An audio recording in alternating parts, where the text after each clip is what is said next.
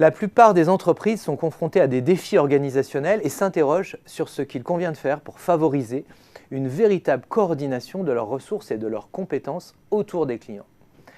Depuis une trentaine d'années, les recherches montrent que la notion fondamentale d'orientation marché, gage de performance, repose sur 4 piliers.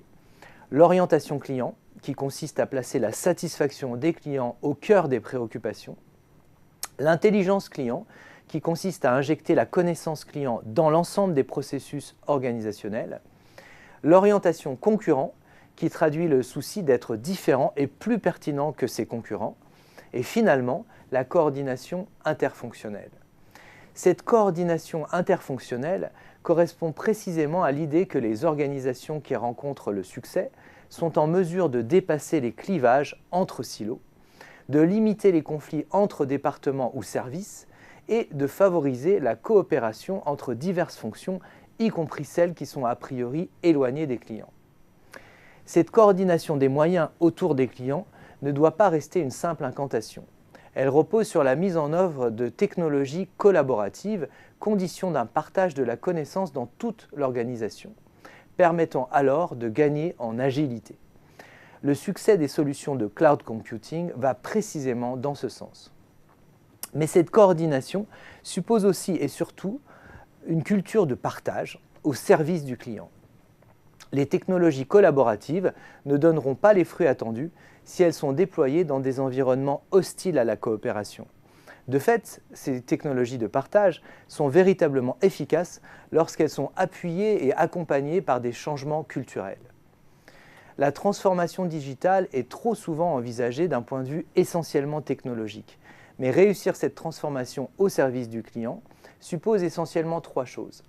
Nourrir l'ensemble des processus avec des données clients, récompenser en partie les collaborateurs en fonction de la performance client et garantir la cohérence de cette expérience. Pour nourrir les processus des données clients, en priorité ceux qui concourent à la qualité de l'expérience, on peut par exemple envisager d'adapter les processus métiers selon la valeur des clients ou leur niveau de satisfaction. Pour récompenser les collaborateurs sur la base de ces processus, on peut envisager de faire reposer une partie de la rémunération variable sur des indicateurs de performance client comme le taux de recommandation, et non pas seulement sur des indicateurs de performance commerciale ou financière. Pour garantir la cohérence de l'expérience client, il est aujourd'hui indispensable de désigner une équipe ou une personne en charge de cet enjeu transversal. Les directeurs de l'expérience client jouent désormais un rôle qui dépasse les traditionnels directeurs de la relation client. Alors que le management de la relation client était un enjeu avant tout commercial, le management de l'expérience client est véritablement un enjeu de direction générale. Comment une direction commerciale ou une direction marketing peut-elle s'emparer seule d'un tel sujet ?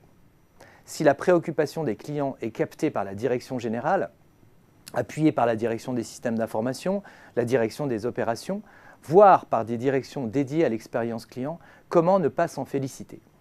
Il appartient alors aux experts du marketing de changer leur perspective dans des organisations encore trop centrées sur la commercialisation des offres. Mais ce défi constitue aussi une formidable opportunité au service de l'innovation et de la performance.